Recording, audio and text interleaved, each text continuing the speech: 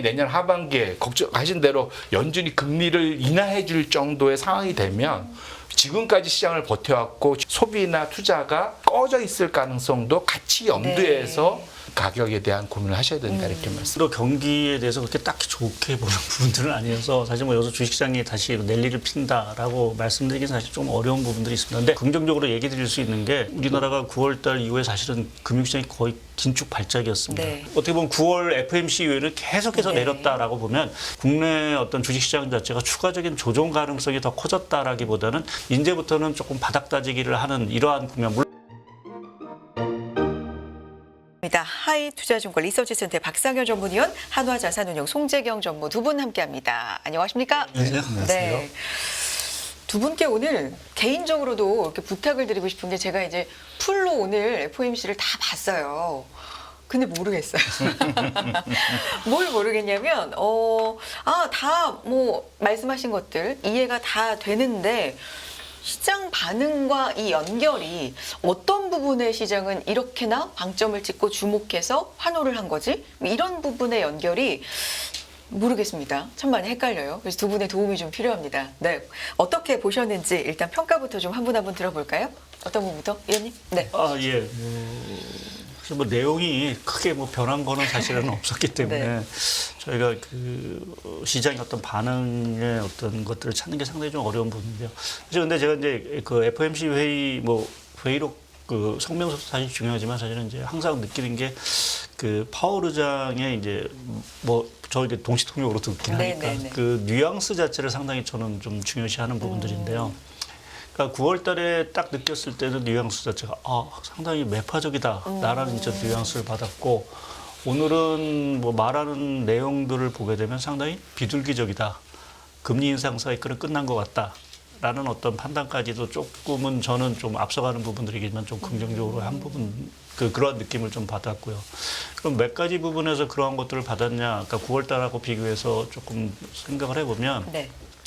일단 물가 2% 달성에 대해서 뭐 여전히 뭐 상당히 좀 뭐 매파적으로 얘기한 부분들은 있긴 하지만 네. 9월 달에 비해서는 상당히 2% 달성에 대해서 희망적인 듯한 톤으로 사실은 저는 느낌을 받았습니다. 그래서 그 부분이 하나 좀 차이인 것 같고요. 가장 중요한 게 고용시장입니다. 그동안 고용시장이 매우 타이트하다라는 얘기를 계속 강조했는데 이번 회견에서는 그래도 노동 공급이 늘어나고 있다. 이민자라든지 뭐 이러한 것들에서 노동시장의 어떤 개선 가능성들이 보이기 시작했다라는 또 뉘앙스를 사실 좀 해줬고요. 조금씩은 균형을 찾고 있다. 네, 그래서 그리고 세 번째는 네. 기준금리, 중립금리죠. 중립금리에 대해서 뭐 모른다라고 얘기를 했지만 사실은 추가 상승 가능성에 대해서는 뭐 그렇게 높은 점수를 주지 않았다라는 부분. 그리고 이제 금리 인상 사이클이 이게 과잉 긴축이냐, 과소 긴축이냐라는 부분에서도 균형점을 찾아가고 있다라는 또 뉘앙스를 했고 또 하나 눈여겨본 대목이 지난번에는 없었지만 고금리 쪽에서의 경제 활동 주체들, 그러니까 뭐 기업이 됐든 이러한 쪽에 부담이 커지고 있다. 라는 어떤 얘기들을 좀 했다라는 부분에서 보면 결국 그 얘기를 종합해 보면 다소 나는 이제 그 금리 인상 사이클을 완화적으로 할 수도 있다라는 저는 뉘앙스로 받았고요. 이제 그러한 것들이 나오면서 사실은 미국의 국채 금리 자체가 장중에 보면 상당히 큰 폭으로 떨어지는 이러한 것들을 해서 뭐 말씀드린 대로 좀 앞서가는 부분들이 있지만 이번 금리 사이클은 이제 끝난 것이 아닌가라는 좀 판단을 좀 해봤습니다. 금리 인상 사이클은 거의 마무리된 걸로 시장은 받아들일 만한 뉘앙스로 이야기를 했다라고 포인트는 거기에 있었다라고 보시는 거고요. 전무님은요? 네. 아마 딱 말씀 주신 대로 대부분이 아마 지금 그 위원님께서 말씀해 주신 거 형태로 받아들였을 것 같고요. 실제로 어제 아마 그 CME 그 페드 와치에서는 1월 달에 원래는 불과 한 달인가 두 달 전에만 해도 급등을 해서 그 1월 달 금리 인상 가능성이 60%까지 갔다가 그러니까 한 번 이상이 60%까지 갔다가 어제로는 아마 30% 이하로 떨어진 걸로 알고 있습니다. 그래서 아마 지금 오늘 밤 사이 아마 더 떨어졌겠죠. 그래서 그렇게 놓고 보면 말씀 주신 대로 시장의 그러니까 아마 적어도 FOMC 어제 얘기한 거는 지금 박 위원님께서 말씀하셔 주신 그 스탠스로 갔을 것 같고요. 근데 이제 제가 본 것 중에 좀 흥미로웠던 거라고 해야 될까? 근데 실제로 연준도 약간은 곤란해하는 거는 분명 있는 것 같다. 내부에 아마 디베이트가 꽤 있는 것 같다라는 생각을 저는 개인적으로 했고. 만장일치였음에도. 예, 네. 이제 가장 큰 게 뭐냐면 사실은 어제 기자단과 파월과의 겨루기에서 기자단에서 정말 알고 싶은 거는 지금 이게 정말로 긴축이 너희들이 원하는 만큼 정말 센 거야? 그다음에 두 번째, 그러면은 그게 얼마나 오래 끌고 갈 거야? 특히 얼마나 언제까지 끌고 갈 거야가 제일 궁금해했던 거거든요. 여러 명이 이런저런 형태로 그걸 끌어내려고 그랬는데 파월이 어제 절대 거기 안 넘어가더라고요. 뒤는 생각도 안 하고 있고 일단 앞에 이것이 진짜 긴축이 우리가 원하는 수준만큼 와 있는 거냐에 네. 대해서 정확한 어제의 워딩은 제가 기억하기로는 아직도 고민하고 있다. 네, 이제 근데 다만 큰 차이가 뭐였냐면 그전에는 신용 관련된 긴축 정도만 있다가 금융 신용 긴축 뭐 이런 식으로 그러니까 금융이 들어온 거는 아마 저게 들어간 거겠죠. 이제 채권 수익률 장기 시장 금리가 최근에 급등하니까 이것이 또 시장에 일종의 기축 효과를 미칠 테니까 그것까지 감안했을 때 금리 상승, 추가적인 기준금리 상승에 대해서 우리의 고민거리가 더 늘어난 거다라고 이제 얘기를 하는 것 같고요. 이제 그게 이제 재밌었고, 그다음에 두 번째로 흥미로웠던 거는 장기금리가 상승하면은 어쨌거나 지금 시장에 있는 사람들은 채권을 안 갖고 있는 사람 빼고는 다 싫거든요. 채권을 안 들고 있는 사람 빼고는 모든 사람이 싫습니다. 들고 있는 사람들은 가격 빠져서 싫고 기존의 거를 교체할 때도 힘들어지고 돈 빌린 사람은 더 금리 올라가니까 싫어지고 여러 가지로 다 싫거든요. 그래서 이제 사실은 어제 서로 저는 딱 그 책임 공방으로 보였는데 저는 그렇게 봤는데 적어도 그 질문이 있었잖아요. 그 소위 장기 금리가 지금 올라가고 있는데 그 기준 금리 이렇게 세게 해서 너희들이 올린 거 아니야? 이런 질문했을 때 그 영향은 매우 제한적이다. 실제로 그렇게 얘기를 어제 강하게 하더라고요. 이제 그 얘기는 전 이렇게 봤지만 이거는 내 탓이 아니고 저기 재무부 장관 자네 낼런 탓이야 라고 사실은 약간 공을 그쪽으로 넘기는 것도 보였거든요. 근데 어쨌거나 지금 상황에서는 지금 그 내년도까지 적어도 지금 연준의 목표는 솔직히 아직은 인플레이션과의 싸움에서 어느 정도 성과를 보였지만 확신 못하겠다는 건 분명한 것 같고요. 왜냐하면 확실히 그 근원 PC는 한 3.7% 네. 지난달 상당히 강하게 나왔지 않습니까? 그래서 오히려 이렇게 약간 돌아서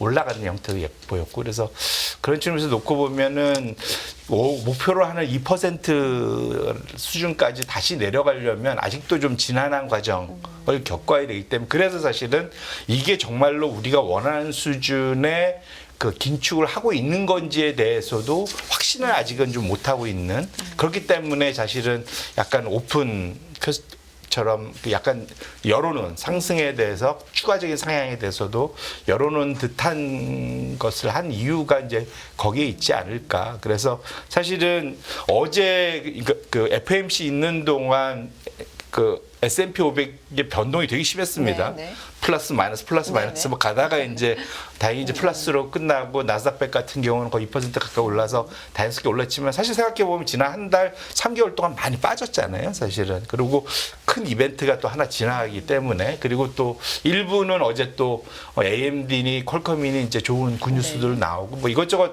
여러 가지 이슈들 굿뉴스들이 있었기 때문에 시장에 긍정적인 재료들 반응이 좀 있었던 걸로 보이고요. 기본적으로는 아직은 마음을 놓기에는 저는 개인적으로는 어제 읽은 거는 잘 모르겠다는 측면에서는 아직은 마음을 놓기에는 조금 이른 여전히 그런 상황이지 않을까 그렇게 생각하고 있습니다. 간밤에는 이 FOMC의 영향만이 아니라 뭐 기업의 실적이라든지 여러 가지 영향이 좀 합쳐져서 좀 긍정적인 흐름을 보였지만 그래도 아직은 마음을 놓기에는 좀 이른 것으로 보인다라는 게 전무님의 또 포인트였습니다. 그러니까 충분히 제약적인 수준으로 긴축을 하고 있는지 우리가 고민하고 있다라는 걸 좀 강조했던 걸 좀 인상적으로 보신 거네요. 네. 네, 알겠습니다. 저도 본 게 이 파월 의장이 좀 뭐랄까요 따뜻한 면이랄까 뭐 늘 하는 얘기기는 하지만 이 고금리가 얼마나 많은 사람들에게 힘듦을 주는지를 알고 있고, 그런데 그 못지않게 높은 인플레이션이 얼마나 많은 사람들에게 고통을 주는지 알기 때문에 이걸 우리는 정말 강력하게 2%대까지 반드시 목표한 것까지 내려야 된다는 걸 재차 그 의지를 좀 봤다고 할까요? 그러면 저는 궁금해지는 게요. 사실 인하는 지금 생각도 안 하고 있다고 했거든요. 그럼 시장이 원래 좀 걱정했던 건 이 높은 금리로 얼마나 오래 갈지 아니었습니까? 근데 간밤에 얘기한 파월 의장의 얘기로는 인하가 언제 될지는 우리 아직 생각도 안 해. 근데 어쨌든 여기에서 올라가진 않아도 오래 갈 수도 있다라는 생각을 시장에서 했을 수도 있는데 또 굉장히 긍정적으로 반응했다는 거죠. 저는 이 부분도 좀 헷갈립니다. 어떻게 봐야 될까요? 예, 일단 어떻게 페드워치 CMA 금리 인상 확률을 보게 되면 6월 달에 금리 인하가 동결보다 이제 많아졌어. 확률상으로 보게 되면 동결이 내년 6월 기준으로 보게 되면 FOMC 기준으로 26%에서 동결이고 인하가 41%로 사실은 이제 역전이 됐습니다. 그러니까 인하가 그동안은 동결이 결국 이제 대세였는데 FOMC 끝나고 나서는 일단 6월달 인하가 확률이 높아졌죠. 그래서 이 부분에 대해서 뭐 말씀하신 대로 이제 뭐 우리가 당장 뭐 인하를 얘기할 단계는 분명히 아닌 부분들인데 사실은 어저께 뭐 그 굿뉴스 중에 이제 뭐 실적 얘기도 하셨지만 또 하나 이제 봐야 될 게 그 경기 부분들인데요. 네. 결국 이제 경기 자체가 여기서부터 이제 둔화가 된다라고 하면 연준도 사실은 이제 움직여야 되는 부분들이 하나 있을 것 같은데 어제 ISM 제조업 지수를 보게 되면 상당히 실망스러웠습니다. 네. 그러니까 이게 시장은 한 49 정도 예상인데 46.7이 나왔죠. 그러면서 지금 3분기, 뭐, FOMC 상당히 강한 경기를 얘기를 했지만, 지금 4분기 애틀란타 연준에서 지금 이렇게 추정하는 그 GDP 나오를 보게 되면 1.2%로 떨어졌습니다. 네. 그러니까 4.9에서 1.1로 확 이제 곤두박질을 친 거죠. 물론 이제 앞으로 더 지표가 나와야 되는 부분들이 있긴 하지만, 결국 이 부분에 있어서, 그러니까 미국 경기 자체가 말씀하신 대로 이제 고통을 받는 부분들, 뭐 여러 가지 그것들이 뭐 지출의 고통일 수도 있고, 투자자들의 고통일 수도 있고, 부채의 부담일 수도 있는 부분들인데, 이 고통이 사실은 들어오기 시작을 한 것 같고요. 이제 그렇게 보면 그 금리를 당장은 못 넘기겠지만 그 기대감 부분 자체는 이제 지표라든지 이런 것들이 계속 악화될수록 이제 계속해서 뭐 새싹이 돋듯이 이제 다시 또 돋아나겠죠. 그래서 그렇게 보면 시장은 이제 그 부분에서 이제 동결이냐 금리 인하를 가지고 또 내년부터는 상당히 이제 줄다리기를 할 수 있는 부분들일 것 같고요. 또 제가 앞서도 말씀드렸듯이 이제 중요한 게 그러한 측면에서 중요한 게 저는 고용시장으로 보는데요. 네. 결국 이제 3분기 성장률이 가장 좋았던 이유주를 우리가 특히 다 들여다보면 결국 서비스 지출이 너무 좋았던 부분들입니다. 그러니까 그 서비스 지출은 왜 좋았냐라고 생각해보면 뭐 우리가 뭐 초과저축 얘기도 하지만 결국 고용시장이 너무 좋기 때문에 결국 사람들이 이 고금리에도 사실은 지출 여력이 있는 부분들이 였던 걸로 판단을 하는데 결국 고용시장이 그러면 슬로해지면 지출도 줄어들 거고 그 서비스 지출이 줄어든다는 거는 말씀하신 PC 물가 자체도 결국 떨어지는 쪽으로 방향을 좀 틀 수 있는 부분들이어서 결국 오늘 뭐 그 파월 의장이 얘기한 아까 제가 말씀드린 노동시장 자체가 타이트한 게 개선이 되고 있다라는 게 시장이 상당히 이제 긍정적으로 반응할 수 밖에 없는 거는 그만큼 경기라든지 물가 쪽에서의 압력 자체가 둔화될 수 있다라는 뭐 언질 시그널을 파월 의장이 준 것 같고요. 이제 그것이 앞으로 좀 더 확인된다라고 하면 사실은 시장이 이제는 뭐 경기는 뭐 당장 살아나지 않는다 하더라도 물가에 대한 리스크 자체를 벗어날 수 있고 그것은 연준의 금리 인하 또 뭐 그거를 떠나서 국채 금리 자체가 결국은 떨어질 수 있다는 기대감으로 형성이 될 수 있는 부분들이 있어서 향후에 제가 조금 오늘 뭐 뉘앙스 자체가 긍정적이었다라는 부분 자체는 전체적으로 봤을 때 그동안은 사실은 계속 뭐 우리가 이 금리 수준 자체가 언제 떨어질지 모를 수 있다라는 어떤 우려감이 사실은 지난 9월 이후에 상당히 증폭이 됐는데 오늘 보게 되면 그래도 조금이나마 이제 뭔가 금리 인하에 대한 실마리들 자체가 어디선가는 사실은 지금 나오고 있다라는 부분에 있어 조금 희망을 얻은 것들이 아닌가. 그래서 저는 뭐 여전히 뭐 다들 비슷하겠지만 뭐 내년 2분기까지는 사실은 금리 동결 가능성이 상당히 네. 크긴 하지만 인하에 대한 얘기들이 이제 슬슬 나오기 시작하는 거는 결국 2분기부터 나오기 시작할 거다라는 쪽에서 조금 시장을 우리가 경기를 떠나서 자산시장 측면에서 보게 되면 좀 이제 긍정적으로 볼 수 있는 단서들이 거기서 좀 나오지 않을까 좀 보고 있습니다. 결국에 사실 최근에 시장이 좀 어려움을 겪으면서 시장의 중심에 있었던 건 장기 국채 금리였는데 그 기자회견 할 때도 가장 첫 번째 질문으로 이제 단연 이 얘기가 좀 나왔습니다. 오늘 굉장히 많이 이 채권 금리가 급락을 했거든요. 이 흐름도 좀 짚어 보고 싶고요. 이렇게 좀 안정세를 보일 건지 사실 상단을 뭐 5.5 그 이상으로도 보는 시각이 많았는데 이렇게까지 급작스럽게 안정을 보이고 이게 하향 안정화 추세로 계속 갈 수 있을 만한 이게 실마리가 되는 건지 뭐 오늘 미국 재무부 세부적인 계획 발표도 있었는데 여러 가지 전반적으로 이 부분에 대해서 전무님은 어떻게 보십니까? 일단은 그래서 제가 네. 아까 모두에 처음에 말씀드릴 때 제가 재밌게 본 게 자네트 앨런한테 모든 책임을 나 아니야 이렇게 얘기하고 이제 넘긴 거잖아요, 사실은. 그렇게 보셨군요. 실제로 어제 얘기는 그거였습니다. 예, 실제로 어제 그랬습니다. 근데 사실 그렇고요. 보면은 그 연준의 기준금리 변동이 영향을 미치는 가장 큰 거는 사실은 미국의 그 2년물 국채금리가 거의 시차를 조금 더 일러서 네. 통상은 빨리 먼저 반영해서 거의 같은 수준으로 움직이거든요. 그래서 단기 금리에 영향을 좀 더 많이 주고 사실은 장기 금리에 굳이 영향을 준다면 연준의 역할은 뭐냐면 지금 QT입니다. QT 잘 아시겠지만 지금 그 코로나 때 엄청나게 자산을 확 늘려놨잖아요. 그렇죠. 시장에서 채권 사들여가지고 쫙 늘려놨는데 이거를 지금 정기적으로 1년에 한 1조 가까이를 계속 좀 줄이고 있어요, 사실은. 근데 거의 오토파일럿으로 이제 똑같은 형태로 좀 줄이고 있는 상태거든요. 그래서 사실은 어제 기자들의 질문은 뭐였냐면 혹시 너희들이 생각하는 것만큼 그러니까 결국 그 흐름은 이거였어요. 너희들이 지금 페드가 생각하는 것이 지금 너희가 긴축이 충분하다면 그러면 장기금리가 이렇게 많이 올라가는데 QT를 지금 속도로 계속 할 거야? 네. 좀 줄여야 되지 않겠니? 라는 사실은 기자들의 그 안에는? 네, 질문이었거든요. 네. 근데 그러니까 그때 이제 사실은 파월이 장기금리는 우리 때문에 올라간 거 아니야? 라고 이제 얘기를 하고 QT는 우리 사실은 현재 계획을 바꿀 단 한 번 우리 내부로 논의를 지금까지 해본 적도 없어. 라고 사실 대답을 어제 한 거거든요. 그러니까 장기 금리의 상승이 정확하게는 우리가 이 금리를 정책 금리를 올려서 그게 그렇게 된 건지 원인 관계가 그렇게 크게 증명된 게 없다라고 전 들었는데 어쨌든 그게 그 얘기군요. 맞습니다. 사실은 결국은 그래서 이제 어제 QT 네. 얘기가 같이 맞물려서 나왔던 얘기가 이제 그런 거라고 보셔야 될 것 같고요. 네. 근데 실제로 그것은 일정 부분 맞는 것 같습니다. 이제 왜 그러냐면 그 말씀 아까도 네네. 질문하시면서 주셨던 코멘트에 어제 재무부가 4분기 그 신규 발행, 발행. 리펀딩 네. 스케줄을 발표를 했잖아요. 근데 그거 하면서 T백이라고 트레저리 그러니까 B가 그러니까 borrowing 어드바이저리 커미티라고 그래갖고 한마디로 그 재무부가 국채를 발행할 때 네.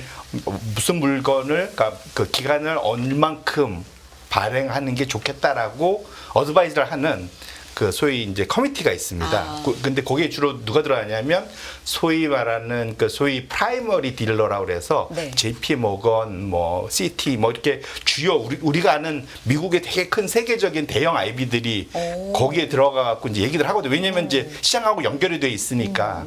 그리고 첫 번째는 그 발행하는 걸 사주고 팔 수 있는 건 여기에 한정돼 있거든요. 이네들만 할 수 있거든요. 그런데 문제는 그들이 어제 그 보고서를 하나 냈는데 뭐라고 얘기를 했냐면 10년물 장기금리의 시장 변동성, 특히 기간 프리미엄이라고 하잖아요. 그러니까 오래 그러니까 10년을 투자하는 거는 2년물보다는 금리를 더 높은? 많이 줘야 돼. 이제 네. 그게 기간 프리미엄인데 네. 이 기간 프리미엄 올라가는 거는 연준의 기준금리 인상하고는 별로 상관이 없다. 라고 사실은 거기에다가 코멘트를 달았거든요. 네. 공급하고 경제 성장이 훨씬 더 큰 영향을 미친다. 네. 두 가지를 언급을 했습니다. 그러니까 네. 지금 사실은 보면 경제 성장이 아까 말씀 주신 대로 3분기에 엄청 좋았잖아요. 4.9%. 이례적으로 사실은.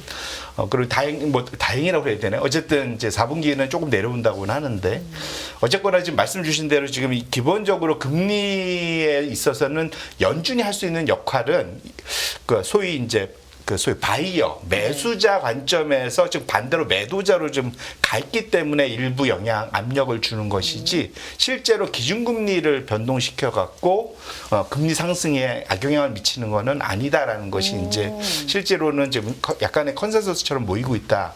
보셔야 될 거고 그래서 사실은 이제 연준 가서 자꾸 물어봐야 엄한 데를 때리는 거다. 사실은 이거는 자네 앨런한테가 물어봐야 된다. 그러고 근데 문제는 앨런도 기자들이 질문하면 나 때문 아니냐 그러고 발끈하거든요. 사실은 서로 이제 핑계대고 네. 있습니다. 그래서 되게 재밌는 현상이긴 한데 이제 중간에 투자자들만 가운데서 이제 일치워지고 근데 문제는 이런 걸 제가 장황하게 말씀드리는 이유가 뭐냐면 변동성이 되게 커진 거예요. 사실은 이전보다는. 연준은 사주기가 어렵고 전 세계에서 가장 많이 사는 일본과 중국은 이미 1조 달러에서 지금 8천억 달러까지 엄청나게 줄여놨거든요. 지금 계속 줄이고 있고 그 다음에 지금 일본도 지금 사실은 엔화 지금 방어하려면 일본 국채를 더 사야 되거든요. 그러면 추가적으로 과연 더 살 수 있겠느냐라는 이제 고민 분명히 있고요.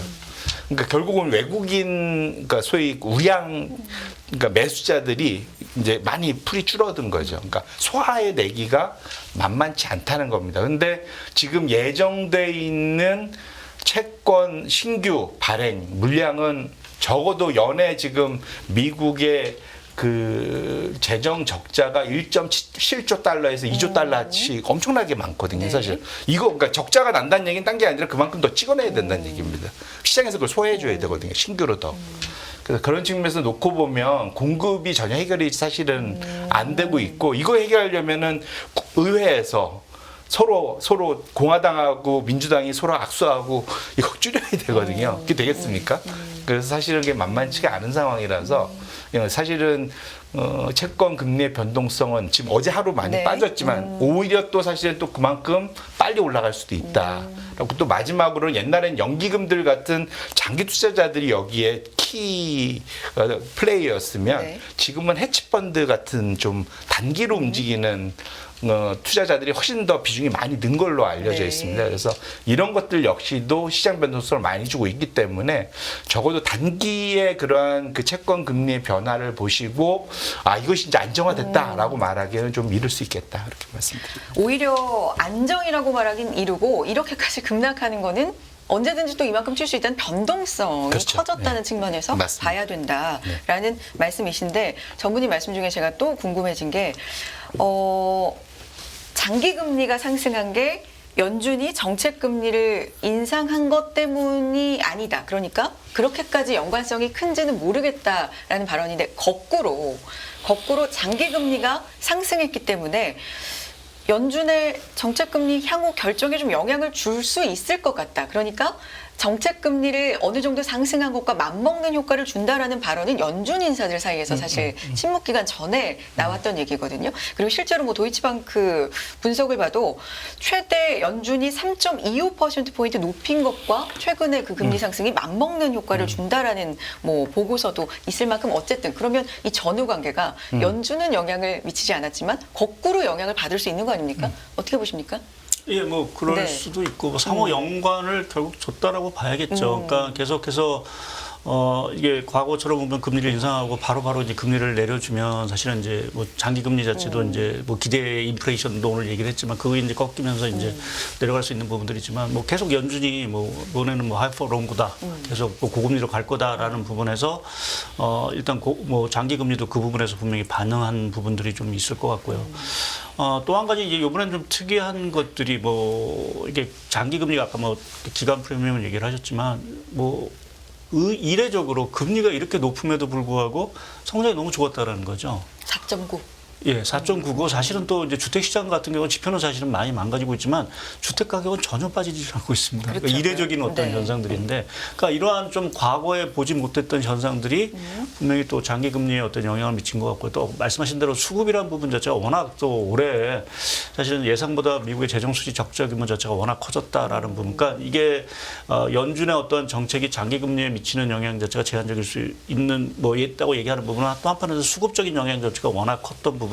근데 뭐가 어떻든 간에 지금 와서 금리 자체는 많이 올라 있고 근데 이렇게 보면 이제는 이제 연준 입장에서는 그것이 뭐 아까 파월 의장도 얘기했지만 고통을 받고 있는 사람들이 많이 생겼다라는 얘기를 한 거로 봐서는 이제는 이제 그 높아진 금리 자체가 연준의 어떤 정책 기조에 당연히 영향을 미칠 수밖에 없는 상황들이 아닌가. 만약 자칫 여기서 금리를 더 올리고 금리가 뭐 5%가 아니라서 5.5 뭐 이런 식으로 또 뭐 다이먼 회장이 얘기하는 것처럼 뭐 더 이상 올라간다라고 했을 때는 당연히 그건 또 시장이 쇼크로 올 수밖에 없는 부분들이고요. 뭐 우리가 오늘도 금융 시스템에 대한 얘기에 대해서 상당히 건전하다라는 부분을 계속 뭐 파월 의장이 강조를 했지만 이것이 언제 또 돌변할 수도 있는 상황들이고 저희가 뭐 SVB 사태에도 봤듯이 국채 금리가 튀면서 사실은 갖고 있는 국채 쪽에서 손실이 나면서 이 자금의 미스매칭 뭐 이러한 것들이 발생했다라는 측면에서 보게 되면 이제 이 높아진 금리 수준은 연준의 통화 정책 기준에 당연히 영향을 미칠 수밖에 없는 그러한 국면으로 좀 왔다라고 봐야 될 것 같습니다. 그렇군요. 두 분은 그래도 이렇게 오늘 시장이 긍정적으로 반응했어도 좀 조심해야 되는 측면들이 있다라고 공통적으로 뭐 세부적인 부분에선 다를 수 있겠지만 그렇게 말씀을 해주시는데 사실 이제 지표 얘기해 주셨으니까 다음 얘기로 좀 넘어가 보면 닉 티밀하우스 기자의 질문으로 기억하는데 침체에 대해서는 어떻게 생각하시냐고 물었더니 지금 나오는 숫자들로 봐서는 뭐 전혀 그런 기미로는 보이지 않는다고 대답을 했는데 사실 맞는 말이죠. 4.9%라는 성적을 보고 침체 얘기를 한다는 건 굉장히 어불성설일 수 있지만 어쨌든 앞서서 말씀해 주셨던 미래, 다음 분기라든 이런 걸 보면 좀 많이 하향되고 있는 추세기는 합니다. 지금 상황에서는 미래까지 그렇게 봐야 되는 건지 아니면 수정될 가능성이 있는 건지 뭐 침체에 대해서는 우리가 또 어떻게 봐야 될까요? 어떤 분이? 일단은 연준이 변곡점에서 그 여기에 대한 그 전망을 잘했느냐 그런 건 아닌 것 같습니다. 왜냐하면 대표적으로 2007년도에 그랬거든요. 그때는 이번은 다르다. 연준도 그랬었거든요. 그리고 이제 2008년도 기억하시잖아요. 글로벌 금융위기가 왔었습니다. 그래서 실제로 그 제가 패드 리서치 자료를 봤을 때 그 소위 그 미국의 경기 침체를 실제로 그 확인해주는 그 경제 자문위원이 있거든요. 7인인가 9인으로 만들어진 그분들이 공식적으로 이제 어나운스를 하면은 경기 침체에 들어가는데 보통은 한 180일인가? 하여튼 그 실제로 발표된 것보다는 한참 뒤에 어나운스 하더라고요. 그러니까 그분들이 발표하면 이미 늦은 겁니다. 그러니까 근데 제가 봤을 때 그분들이 보는 한 4-5가지 지표 카테고리들이 불과 그 전 분기까지 다 플러스를 내다가 갑자기 다 마이너스로 확 다 돌변합니다. 그러니까 미리 예측할 수 있는 선행 지표라는 게 적어도 만만치 않다. 그래서 그러니까 제가 드리고 싶은 말씀은 지금 아주 잘 나오는 지표들이 순식간에 보통은 바뀔 수 있는 가능성이 있다라고 말씀을 드리고 싶은 게 첫 번째고 연준이 왜 이런 일이 벌어지냐고 질문했을 때 연준에서 우리가 간과한 거가 한 2가지 있다고 얘기했죠. 첫 번째로는 가계와 기업들의 대차지표가 우리가 예상한 것보다 세다. 그러니까 뭐 쉽게 말하면 무슨 뜻이에요? 빚이 적다는 거죠. 생각보다. 가계. 빚이 적다는 거고 기업은 뭐 물론 대기업들은 미리 돈 땡겨놓은 것도 있지만 2020년도에 자기네가 제로금리를 확 낮춰놨을 때 미리 돈을 확 다 땡겨놨습니다. 장기로. 낮은 금리로 땡겨놔서 그것이 실제로 만기가 도는 게 빠르면 이제 내년이고 내후년에 많이 몰려있거든요. 그러니까 지금 사실은 금리를 아무리 연준이 막 시장에서 올려도 그것이 지금 당장의 조달 비용으로 바로 안 가는 거죠. 그래서 그런 것들이 지금 강력한 소비, 기업들의 안정적인 매출이나 또 뭐 지출 뭐 이런 걸로 연결이 그나마 되고 있기 때문에 그렇기 때문에 사실은 지금 그 소비가 좀 강하고 그리고 대표적으로 미국의 소비는 비탄력적이거든요. 사실 비탄력적이다. 그러니까 쓸 만큼 쓰고 안 될 때 막판에 이제 확 급나가는. 그래서 사실은 지금 현재 나오는 데이터만을 보고 그 마음을 놔서는 안 된다고 말씀을 드리고 싶은 거고 연준도 어제 얘기하는 게 이건 지연 가능성에 대해서 계속 얘기를 하기 때문에 시장에서는 또 기자들은 금리 너무 높고 힘드니 금리 낮춰야 되는 거 아니냐고 계속 지속적으로 얘기했는데 우리는 아직 지연 가능성에 대해서 이게 얼만큼 갈지 모르니 우리 좀 지켜봐야 되겠다 계속 얘기하는 이유가 이제 거기에 있거든요. 그래서 그런 측면에서 놓고 보면 이걸 이제 되돌려서 말씀드리면 지금 현재 나오는 숫자들이 너무 좋다고 침체가 안 온다라고 말하기 너무 어렵고, 두 번째로는 연준 입장에서 침체를 얘기하는 게 되게 우스운 겁니다. 왜냐하면 연준은 그런 거 막으라고 있는 분들이잖아요. 정책 수단이 있는 분들이잖아요. 우리는 밖에서 보고 있는 사람들이고. 그래서 그 두 가지를 놓고 봤을 때 연준한테 그 침체를 맞냐 틀려 거기서 클루를 찾기는 좀 어려울 거고, 결론적으로는 아까 위원님께서도 말씀하신 대로 저는 지연 가능성이 높다. 이번만 다르지는 않고 지연 가능성이 충분히 있어서 내년 어느 시점인가에는 침체가 충분히 나타날 수 있는, 실제로 지금 약간 그러한 기업들이나 소비자들한테서는 데이터들이 나타나고 있거든요. 네. 그래서 충분히 침체에 대해서는 대비할 필요가 있겠다, 이렇게 말씀드립니다. 위원님. 저는 개인적으로 좀 집재 가능성을 좀 낮게 보고 있고요. 낮게. 예, 네. 그러니까 사실 뭐 우리가 연초만 하더라도 뭐 연준도 마찬가지 다 침체 얘기했고, 뭐 장단기 금리 스프레드가 뭐 역전이 되고선 다 침체 온다고 얘기를 했는데, 여하튼 오랜 침체가 결국 안 왔고, 연준의 어떤 전망 자체도 뭐 지난번에 9월달에 그 점도표뿐만 아니라 그 경제 전망치도 상당히 상향 수정되고 하는 이러한, 그러니까 연준이 사실은 그 전망표를 보게 되면 지난번에 말씀드렸지만 잘 안 맞습니다.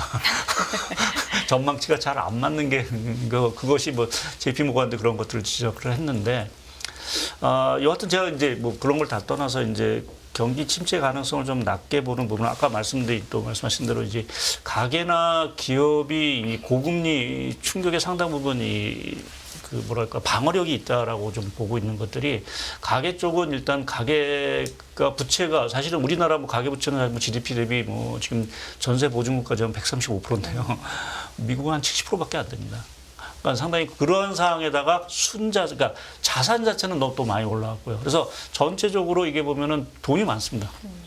기업들도 보면은 우리가 얘기하는 빅테크들의 캐시플로우 자체, 그러니까 현금 보유보를 보게 되면 상당히 많은 현금들을 들고 있거든요. 이제 그럴까 보니까는 당분간은 이제 고금리 충격에서 대부분 다 버틸 수 있는, 아까 집가격이 안 빠지는 부분에 있어서도 뭐 다른 요인 뭐 고정금리, 저금리로 받아는 부분도 있긴 하지만, 여하튼 가계 자체가 여전히 풍부하다라는 부분 자체가 고금리 충격을 사실은 좀 막는 부분들인 것 같고요. 그리고 무엇보다 이번 사이클에 가장 중요한 건 고용시장입니다. 고용. 예. 그러니까 이렇게 미국 지표, 특히 이제 경기 선행지수가 꺾이고 나서도 고용시장이 이렇게 활황인 적이 사실상 거의 없었습니다.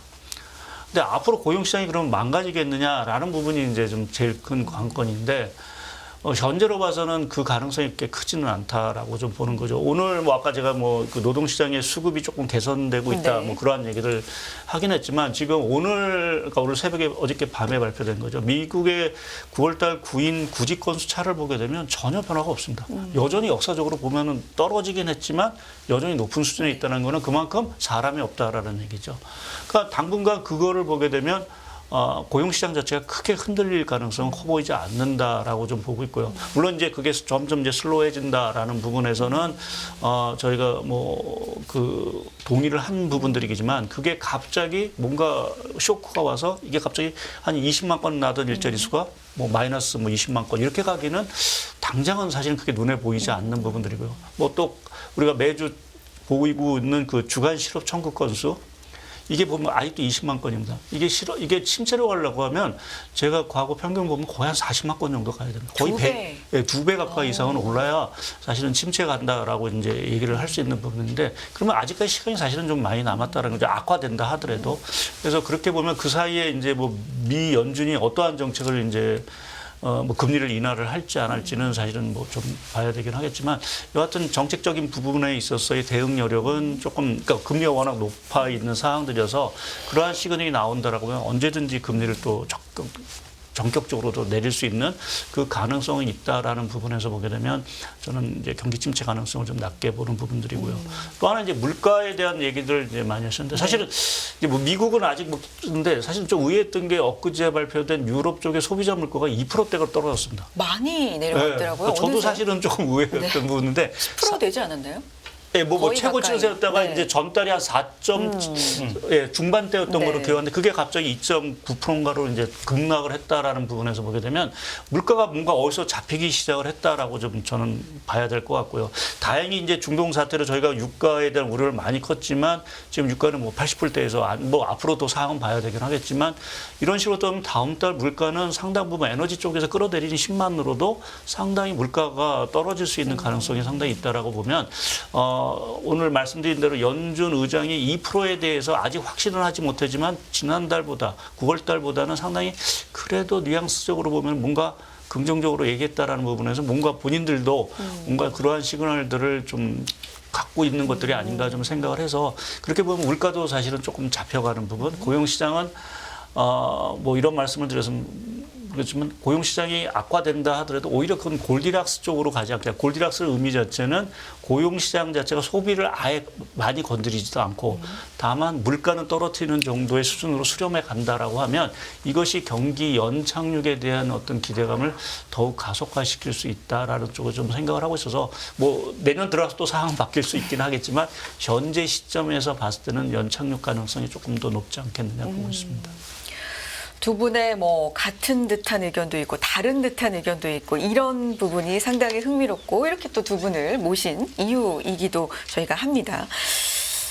어쨌든 시장 얘기 좀 제가 궁금한 점 또 좀 여쭤보면 그래서 오늘의 상승의 의미를 항상 좀 저희는 그렇지 않습니까? 의미를 찾으려고 이제 노력을 하는 편인데 뭐 금리 인상 끝난 거야 라고도 얘기 안 했고 인하를 고려하고 있다라는 얘기도 안 했지만 시장은 오늘 어쨌든 미리 반영을 해서 환호를 했단 말이죠. 근데 이게 사실은 그동안에 좀 여러 가지 노이즈들로 많이 빠졌기 때문에 기술적 조정이라는 얘기까지 나올 만한 수준까지 빠졌었기 때문에 그리고 이 FOMC 전에 매파적인 동결일 것이다라는 예측이 좀 많았기 때문에 그거에 비해서는 좀 비둘기적 발언이 나오다 보니 그게 겹쳐서 기술적 반등이 조금 세게 나온 것뿐인 건지 아니면 요게 또 뭐 연말 랠리라든지 이걸 기대해 볼 만한 기폭제가 될 만한 어떤 파워가 있는 건지 저는 이게 가장 사실은 오늘 궁금합니다. 두 분의 의견 차례로 좀 들어보죠. 결론도 말씀드리면 하루짜리 데이터를 가지고 너무 많은 의미를 부여하면 나중에 좀 뭔가 이렇게 스텝이 꼬입니다. 한마디로. 이제 제가 그 말씀을 좀 드리고 싶고요. 사실은 이렇게 저는 그렇게 생각해요.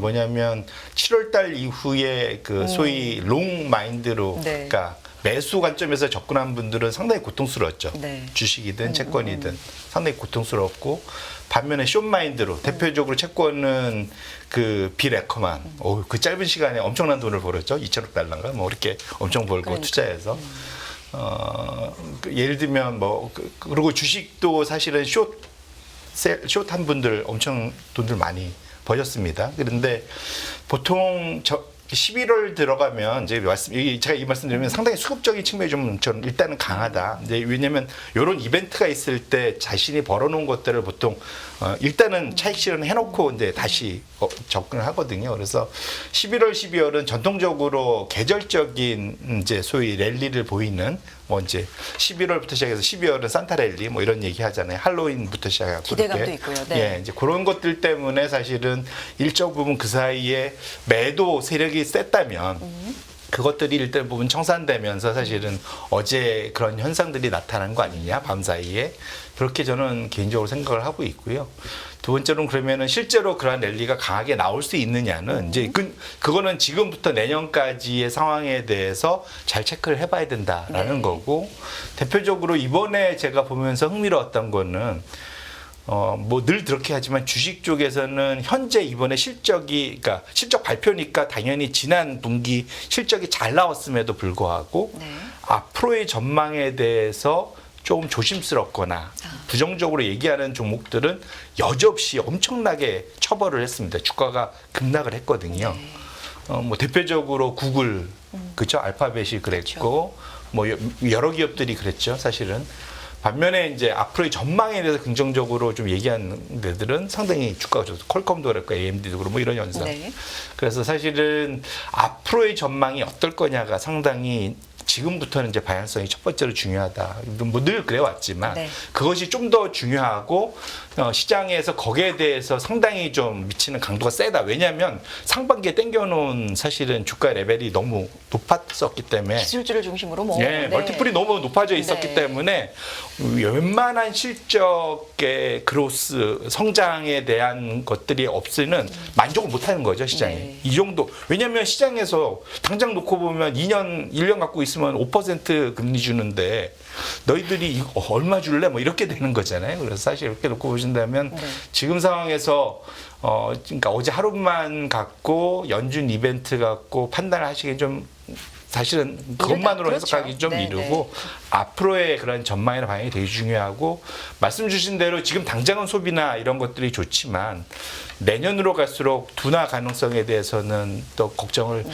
우리 박 의원님도 하시잖아요. 그래서 분명 그렇다면 시장의 높아진 눈높이에 비해서 실적 그로스가 얼만큼 빠르리 세게 나올 거냐에 대해서는 여전히 그러니까 그래서 일부는 이제 걱정들 하게 왜냐면 광고 수입 이제 준다 뭐 예를 들면 대표적으로 구글 얘기하는 거잖아요. 그래서 그리고 이제 뭐 지출 캐펙스 부분도 일부분 줄이는 데도 있고 자동차 같은 경우도 지금 당장 보시면은 이번에 결국은 그 노조가 파업 4주 만에 이제 끝냈지만 20% 이상의 임금 인상 그러다 보니까 투자를 1년 이상 뒤로 미루고 아무래도 이제 비용 상승 걱정 때문에 테슬라 같은 경우도 수요가 이제 확실히 내구재 줄고 금리가 고금리로 올라가다 보니까 왜냐면 내구재는 한 번 살 때 돈이 많이 들잖아요. 그러니까 현금 박치기 소위 표현하는 그렇게 못하고 이걸 나눠서 할부로 사야 되는데 할부 금리가 엄청나게 오르는 거잖아요. 사실은 이런 것들 말씀 주신 대로 집 같은 경우도 지금 당장은 지금 그러니까 이사를 가면은 이 모기지가 전환이 새롭게. 되거든요. 네. 그러니까 2, 3%대로 받아놨던 사람들이 아기 생기고 어디 이사 가고 해야 되는데 못 가는 거예요. 왜냐면 하는 순간 2, 3%가 8%로 올라가거든요. 그러니까 다 꽉 가만히 있는 겁니다. 지금 상황 자체가 미국에. 그래서 저는 지연으로 지금 보고 있고 내년도로 가면 사실은 소비가 그러니까 보통 미국의 소비가 전진적으로 내려가고 점진적으로 올라가는 것보다는 상당히 좀 드라마틱하게 이게 소위 기울기가 가파르거든요. 가파르게. 네. 가파르게 오르고 가파르게 떨어지거든요. 그래서 제 네. 걱정은 지금 상황에서 잘 버티고 있는데 네. 지금 말씀드린 거 지금 당장에 이런 것들이 지연 효과로 진짜로 내년에 그러면 한 방에 다 터질 수가 있다. 네. 그런 것들 보면 상당히 내년 하반기에 걱정하신 대로 연준이 금리를 인하해 줄 정도의 상황이 되면 지금까지 시장을 버텨왔고 GDP 그로스를 강하게 냈던 소비나 투자가 상당히 지금 꺼져 있을 가능성도 같이 염두에서 자산 가격에 대한 고민을 하셔야 된다 이렇게 말씀드립니다. 전무님의 의견 알겠습니다. 위원님은요? 예, 뭐 저도 뭐 내년도 경기에 대해서 그렇게 딱히 좋게 보는 부분들은 아니어서 사실 뭐 여기서 주식시장이 다시 랠리를 핀다라고 말씀드리긴 사실 좀 어려운 부분들이 있습니다. 근데 한 가지 조금은 그 긍정적으로 얘기 드릴 수 있는 게 그러니까 소위 국내 특히 이제 미국도 미국이죠. 우리나라가 9월달 이후에 사실은 금융시장이 거의 긴축 발작이었습니다. 네. 이 부분에 대한 완화는 있을 거로 좀 기대를 하고 있습니다. 우리 시장? 네, 우리 시장에서 그렇게 보면 이제 추가적인 어떤 조정보다는 이제 저점을 계속 다지기 위한 어떤 그러한 좀 변동성은 좀 있지 않겠냐. 그러니까 조금 추가적으로 여기서 더 떨어지기보다는 좀 올랐다 다시 좀 내려가고 이러한 쪽에서의 흐름을 그러니까 어떻게 보면 9월 FMC 이후에는 계속해서 네. 내렸다라고 보면 이제부터는 조금 바닥 다지기를 하는 이러한 국면. 물론 이제 지리한 박스권 자체가 계속 이어질 수 있긴 하지만 조금 이번에 FOMC 회의에서 이제 우리가 신용 경색이라는 부분 자체를 조금 벗어날 수 있는 그 가능성이 있었고 또 국내적으로 보게 되면 이제 뭐 유가도 사실은 조금 기대보다는 상당히 안정적이었고 네. 어제 수출 지표도 뭐 기대보다는 상당히 좋았고 네. 또 여러 가지 BSI 지표 이런 것들을 보더라도 국내 어떤 주식시장 자체가 추가적인 조정 가능성이 더 커졌다라기보다는 이 시점에서는 좀 바닥 다지기, 저점 다지기를 하는 쪽으로 방향을 틀 가능성에 대해서는 조금 긍정적으로 볼 수 있는 부분들이 생기지 않았나라고 좀 평가 내릴 수 있을 것 같습니다. 우리 시장이 상대적인 낙폭이 좀 많이 최근에 컸었는데 바닥 다지기 이후에 뭐 드라마틱한 상승이라기보다는 올라갈 만한 좀 더 긍정적인 재료가 될 수 있지 않나라는 말씀까지 두 분의 말씀 마무리해 보겠습니다. 하이투자주보 리서치센터 박상현 전문위원, 한화자산운용 송재경 전무 두 분 고맙습니다. 예, 감사합니다. 맞습니다.